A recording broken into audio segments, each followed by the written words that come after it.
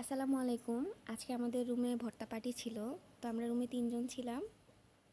৩ জন ৩টা ভর্তা করেছি। এই হচ্ছে বেগুন ভর্তা। এটা হচ্ছে আমার রুমমেটের সিগনেচার ডিশ।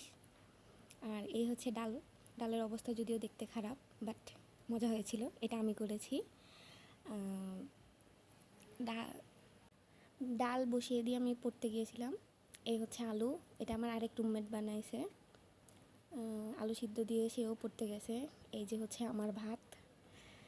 ভর্তার কাজ প্রায় শেষ, তাই শেষে ভাত চড়িয়ে দিয়েছি। আর ডাল হচ্ছে চড়ে আমি পড়তে গিয়েছিলাম, তো এসে দেখি ডাল উতলায় গেছে। পড়েই কুল পাই না, আবার রান্নাবান্না বিলাসিতা। Hair is the final look guys. এখানে 4 রকমের ভর্তা আছে। এটা হচ্ছে আলু ভর্তা, এটা ডাল ভর্তা, এটা বেগুন ভর্তা, এই যে ডিম ভাজি, আর মাঝখানে হচ্ছে আচার। এটা হচ্ছে আমার রুমমেটের বাড়ির আচার, ওর আম্মু বানাইছে। এই যে আমাদের ভাত 4 জনের। তো আজকে সবাই বেশি বেশি ভাত নিয়েছি, এত আমরা খাই না।